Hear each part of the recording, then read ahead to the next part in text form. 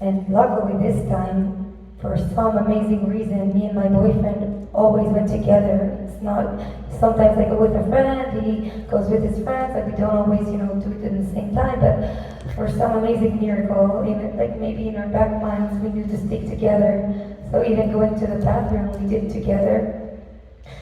So then we decided to come back to where our stuff was, just to maybe take a breath, get another drink. When it all started, it was around 6:30, and I just remember looking up there in the sky and seeing what it felt like, thousands of rockets and missiles. And it was really scary because usually, for some crazy reason in 2023, people feel like it's okay that civilians just live their life, just like myself, need to stop their life, run to this shelter, or if you're driving, stop the car and just go to the sidelines and protect yourself. I can't even believe, like, imagine here in the US, receiving one missile, like, goodbye to that country, but for some reason, when it comes to Israel, like, people have some justifications. So I wasn't aware of what's coming. None of us had any sort of idea. So my reaction was to just bend down and just protect my head. And I was really crying. I was feeling so scared because I don't live in the south part of Israel. I'm not used to hearing and seeing, and like I remember just everything was shaking around me from Iron Drone. And thank God we have Iron Drone, which is amazing. But even Iron Drone sometimes has its fallout, and when it comes to priorities, it will definitely save cities or kibbutzes rather than an open space where the party was. So I was really scared for losing my life or getting injured at that time from the rockets and missiles. And this is another decision that we made to stay there, and like we didn't make, there was no choice for me to do something else, because unfortunately the first people that left this party were the first to encounter the terrorists who were just waiting on the street to kill as many of us as possible. So maybe around 6:50 or so, after 20 or something minutes, someone at the security, I would just add that this party, we never get locations ahead. You always receive the location to these electronic music festivals 2 or 3 hours before because of all the security arrangements. So, it's not my top choice to go rave near the Gaza Strip, but because it was organized well, everyone felt like this is secure. And so we had police officers, a few, and security guards. So when one of them came to us telling us the party is not going to stop, even at this time, some of them, the music was still playing, and then it stopped, and they announced the party's not going to reopen because many people, because they're used to this, they would feel like, oh, let's just wait it out 10, 15 minutes, and continue dancing, because we've been waiting so long. I've been waiting 6 months, and it's really something they're sort of accustomed to, so a lot of people decided to stay.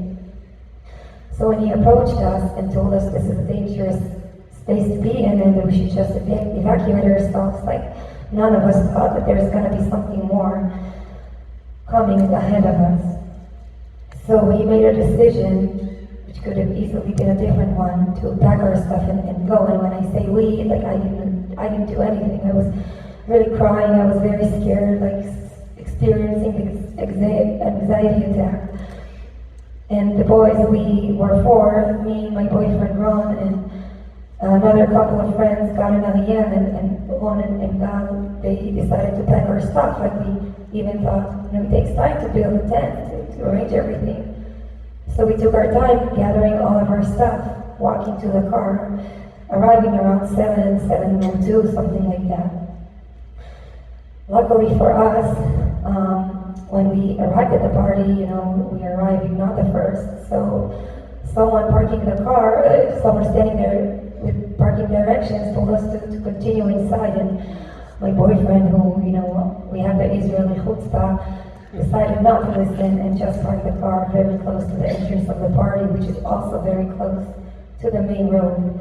So we actually were one of the lucky few that managed to really get to the road, because so many cars, 3,000 people, decided to leave as they told us the party's not going to reopen. So within seconds, we need to make a decision, take a right or take a left turn on road 232, and the security guard we remember telling us to take a right turn. We decided, because we're Israeli, we don't really listen all the way, like to take the fastest road rather than the safe one. Not single road was safe at that time. And this is another good decision that we took, because I'm here. So we took this left turn, going north on this Gaza, like the envelope of Gaza, that's how we call it. And when we were driving, we see all these cars abandoned on the sides of the road, and not really understanding what this is all about. Explaining to ourselves, maybe they just stopped because the Tzeva Adom, they're in alerts and just trying to save themselves.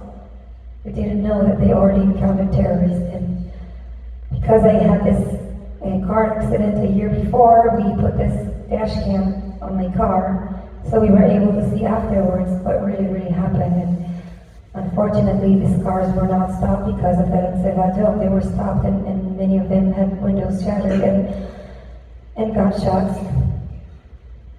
So back to where we were, we're driving in this car, my boyfriend, he's driving, and we keep seeing cars U-turn before us. Maybe we put some music on, I really don't remember, because we didn't hear the gunshots at this time. And you know, when you see one car U-turn, you'll be like, they got the direction wrong. But when you see 5 or 6 at the same time U-turning, most people, I feel like, would either turn the car themselves, thinking that there's something's wrong, or maybe pulling a car, opening a window and ask, like, what's going on? But maybe because we were drunk, we just continued driving, not really paying attention, just saying, like, that's so weird, that the road was so chaotic, but we just kept on driving. So we're passing all these kibbutzes on the road. We passed kibbutz Be'eri, which I lost some family members there. My dad has this amazing cousin. She and her husband were brutally murdered when they were outside their home trying to protect their kids. They are the 3rd generation of family in this kibbutz.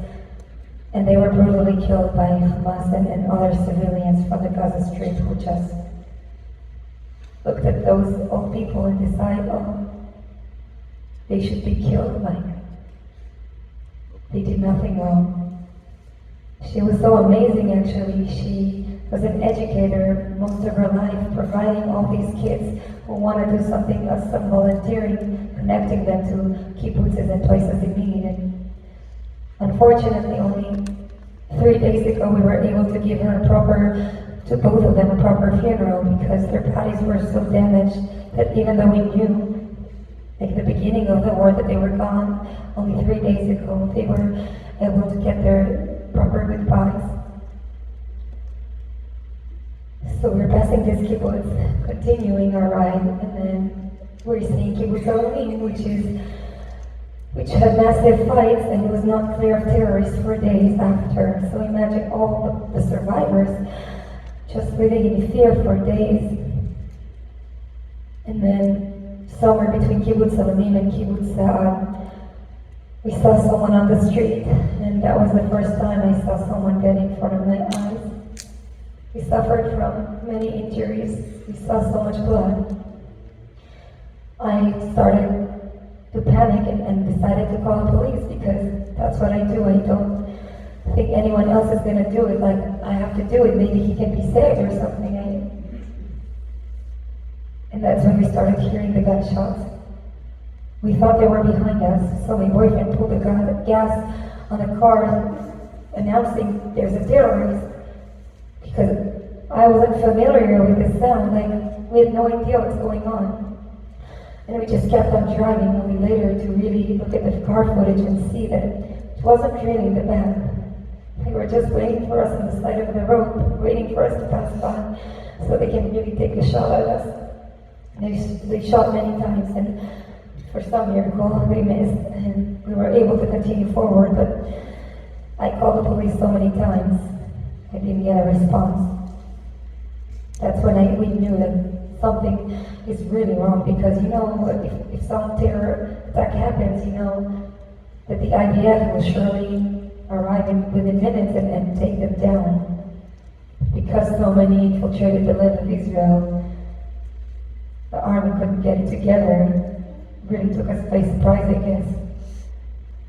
And then we passed Kibbutz Sa'ad, taking a left turn and the roundabout, continuing our right Ramat Gan, and right up close to Kfar Aza, which we could smell what happened there. We saw some Israeli civilian holding a gun, signaling us to stop. So we did. We were so confused, and he told us that he doesn't even understand how we are here, that he's been getting alerts of so many terrorists on this road, and that we should just stop the car and just run inside this kibbutz. And this is the back gate of this kibbutz, like the old one. And we saw so many cars just there on the main road. And then I saw, because I told you I only saw later my car footage, this was the first time I saw windows shattered and gunshots on many cars. So we're running inside this kibbutz, not really understanding what's going on. And even then, like my boyfriend and the other guy, they were pretty calm, thinking that in maybe 30 minutes or so we'll be able to continue our ride back home. I had this weird feeling in my stomach that I'm gonna die, so I did not share their beliefs. I was really scared and confused. And we were just standing there, like inside this kibbutz, surrounded by all these houses, not even knowing what to do next. Do we knock on these doors? Do they think we're terrorists? Like we don't know what's going on? Are people gonna answer? Like we're just standing there, not taking any action, and suddenly this man approaches us, pointing at this dot and the continue telling us there's a shelter right there, you should run. Take shelter, because all this time we're hearing Tzeva Adom, all this time we're hearing these gunshots around us and not really understanding what's going on. And this is around 7:30 in the morning. So most people in Israel didn't know what's going on in this time, only the people that had to experience it themselves or they were awake because of the Tzeva Adom. So we ran to this shelter, and I don't know if you know stuff about the Israeli shelters, but there are public ones located throughout kibbutzes in the south part of Israel, and some places in the center. And these shelters, they just have concrete walls, they have no doors. So my thinking goes like, this terrorist is gonna find us, and we have nothing, no weapon, we're not in the IDF, we just went to party, like, what are we gonna do? We're just standing here. And I decided to call my parents and say my goodbye. And my mom, she didn't answer at first because this is her morning routine and she goes running. And they were not aware because it didn't appear in the news and they did get the Tzeva Adom. So I called her a few times and like, she said, we're very, very close. And all that goes through my mind is, what am I going to say my goodbye to her? So I called my dad, and he didn't really understand at the time. He was just trying to reassure me and keep me in the same place, telling me it's going to be alright, don't worry, just stay in this shelter. And all I think was, this is not alright. I'm not going to be okay, probably.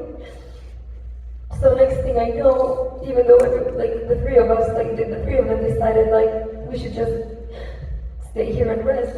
I felt like it's not an ideal place to stay in. We don't have any water, no food, nothing to do, no doors. So we went to some WhatsApp groups and I found this amazing family that opened their house to us, and they were only 3-minute walk. So we were running and taking shelter. And all this time, we're inside the shelter, hearing all these gunshots, and it's not single ones, it's automatic gunshots, machine guns, helicopters, everything. We're not really sure what's going on around us. We just know that we're screwed and it's just a matter of time. And we have no way to protect ourselves. We just take a kitchen knife and just wait. So we did for 24 hours. 24 hours where I just felt like, so in an hour or so they're gonna come to us because they're all over. And we're getting all these messages from all these people in this kibbutz saying like, I need someone, I'm hurt. No one is coming, and it's just more and more messages like this are out there, and no one knows how long the army is gonna run to help us, and we're feeling so powerless, just hiding in this shelter. starting to smell all the burned bodies and houses from Gaza. And all this time, I don't know if anyone here can be close to death, but it's not a feeling I can even describe. It's just you're sitting there powerless, just counting the time. And then it hit me. Where's my friend? Where are all my friends? We're a group of 16 people. I have to make sure they're okay. So we're starting to send each other text messages, and not everyone replied back. My good friend Amit, she actually didn't reply for hours because, I will tell you later, she lost her phone. But only around 4 o'clock in the afternoon, we got the word that she's in a hospital in Beersheba recovering because she met a terrorist in person. And I just, feel the worst because I introduced her to this party and she didn't have the luxury I did by going to this car and driving 8 or 9 minutes north from this point where they all want to see us and kill us and slaughter us. Like, I can't even say kill because that would be too nice. Actually, they are animals, inhumane, just making sure there's not a single survivor, shooting, raping, abusing. This is just not okay that in 2023, I even have to tell you, not you guys, but to tell people in the world, why this is not okay.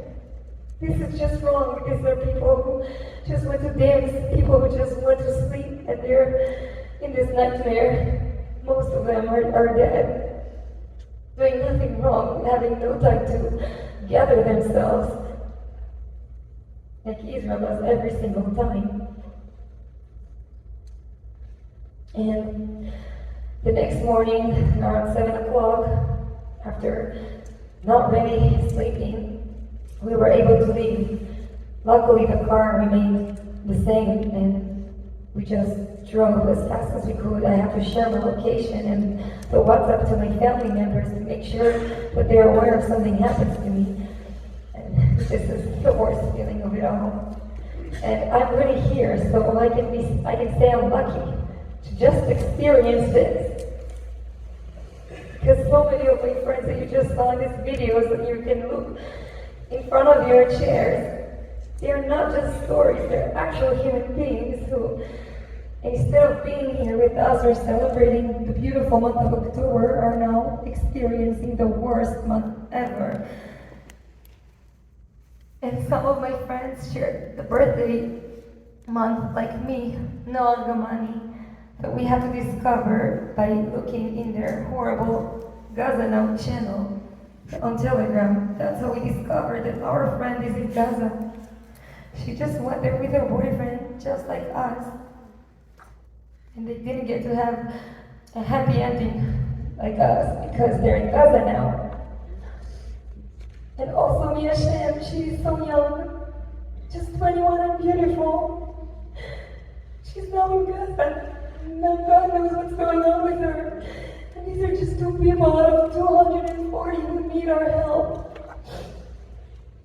They're not just stories, I'm afraid. I wish I could say to all these horrible people that are commenting, this is not real, or asking in person while I'm hanging these signs in New York, asking me, is this real? Like, I wish I could say, yeah. No, it's not real, it's a dream. I wish I could say that, but I'm afraid it's not. It is real. They are right now used as cards, as leverage. Instead of turning to diplomacy, we're turning into blood, and the world celebrates it. A lot of the world does. And this just blows my mind. So my friend Amit, she wasn't as lucky as me. Well, she is because she's alive. And making her story real, not fake. She didn't have the luxury I did when I wasn't able to drive in my car. She had to take a place in Kibbutz Re'im, the closest one to where the party was held. She even managed to send her mom a text saying, I'm okay, I'm in the shelter. Because I'm reminding you, at that time we only thought the main concern is rockets and missiles. And also she managed to text a friend. But then 15 minutes later, I wish I could say it was a dream. the terrorists found their shelter, and they started throwing grenades inside. There were 15 people. There were 30 at first, but then she can't recall. The next thing she knows, it's only 15. They removed the 15 who were closest. Don't even know what happened with them. But they were 15 there. It's a small shelter, not very big. So if you want to lie down or sit because you're in pain and you're dying, you have to lie down, and there's no place for 15 people to lie down. So it's one on top of another. And unfortunately, I have proof. So the terrorists are throwing grenades constantly at them, try to keep them there until the truck comes so they can be moved to Gaza. And people had to become brave. And it's not, soldiers, it's not people who are trained, it's drunk people who right now need to choose to protect others at the expense of their lives and their health. And they were so brave because to be able to take the grenade and throw it outside many, many times, you're a hero. And at first they were okay, and then later on, they didn't have enough time to throw it without damaging their bodies, so people lost their body parts, their heads, their feet. Suddenly they didn't have the strength to continue throwing outside the grenades from the shelter. So it just became smoke. People got hurt from all the shatter. People died from the grenades. And all these time, these animals are outside, taking selfies and enjoying every single moment until the truck comes. She doesn't recall the hours, but somewhere around noon they arrived with trucks. Going inside the shelter, yelling at them, everyone who is conscious, you need to leave right now and go outside. So they had to be brave. They had to make a decision because they say if people don't come out, they're just going to shoot everyone inside many, many times, making sure no one survives. So again, people had to be brave. And you see the video that they took, just throwing them like human garbage, just throwing them into these trucks. And when my friend Amit, it was her turn, she decided to leave. At that time, she doesn't recall what's happened to all three of our friends who were with her. And when she decided to leave, something happened. She felt they spoke Arab, something she didn't understand, and next thing she knows, she's back inside the shelter. But only looking afterwards and having it translated, we know what they really intended to do with her. They said this one is to rape, put her back inside. My best friend Amit. And something happened. Maybe they encountered some forces and the people, most of them were gone, so only a few left continued throwing grenades just to keep them inside. And she was rescued around 3 or 4 in the afternoon. She was brought to Soroka Hospital, where even now she has physical injuries, like losing some of her hearings, and she's also, lucky because she's here. And this is just not okay. This is just 2 stories out of 30,000 stories, I'm afraid. And the reason I came here, instead of focusing on my mental health, because I'm traumatized as well, is because October 7th cannot be forgotten. No one can say but to killing hundreds and hundreds of innocent people who are either sleeping or raving. It's like going to a festival in the US and suddenly receiving all these rockets. Like, who in the world does that? How can the world see this and be like, yeah, they deserve it? Babies. Oh, they're occupiers, like babies. Are you for real? Are you human beings putting a baby inside an oven with his mom hearing him scream? How can people say it's not real? How can people so easily accuse Israel of doing all these horrible things that we're not doing, like bombing this hospital? But then they're so questioning when it comes to small kids being killed alive.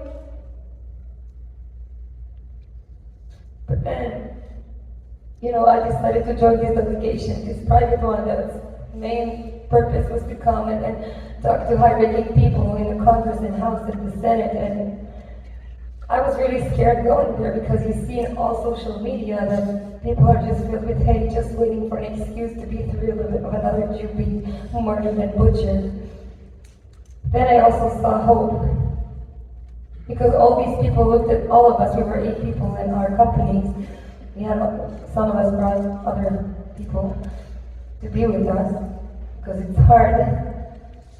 And they looked us in the eye, really, really promising us that they will do anything in their power so October 7th won't be forgotten. And I'm not really, aware of the politics in the US, but they cleared for us an hour, sometimes an hour and a half, which is, I know, it's something that's not usual.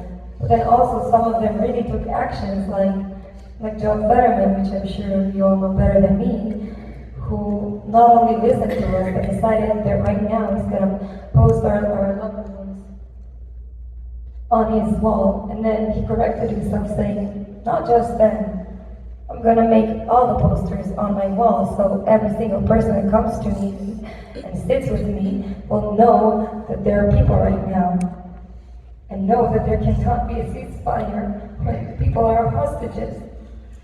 This can't even be spoken for. Let's worry about politics later. It's not about Palestine, it's not about Israel. We cannot do ceasefire when people are there. And that's why I decided to extend my stay here for another week, because it shouldn't be just the people up there supporting us. I'm a recent student myself, and to see, waiting for an interview, seeing what's going on campuses, just made me think, I need to stay here. I need to stay here because students who are the next generation cannot be this ignorant. Students should be able to stop, just stop, explore, read, before dismissing all these things, before supporting death over life. And I extended my stay here.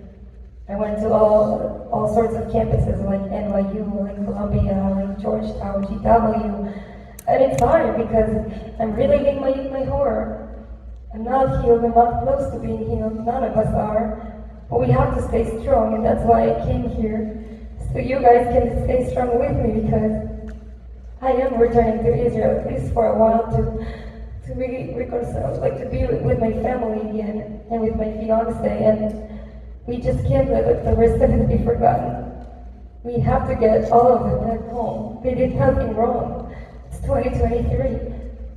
And we have to kill and destroy everything related to these terror organizations. It's even worse than Nazis, because Nazis did it by secret, lied to the world. These animals enjoy themselves. We actually see it in their videos, how they're so happy, not hiding. And somehow the world finds some horrible excuses. You deserve it. What about the other side? What about all the dead in the other side? No. This shouldn't be a conversation. In 2023, lives should not be taken by some political input. Lives should not be taken. People should not be kidnapped. And I'm here, and I will not stop until first all of them are returned, and second, Hamas is completely destroyed.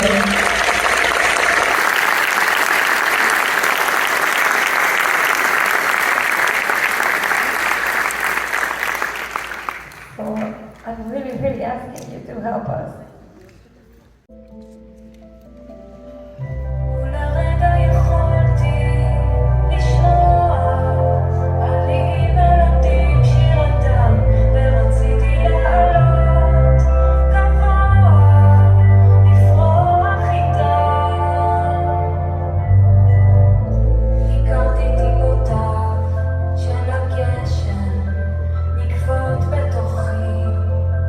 יורדות מתחתיי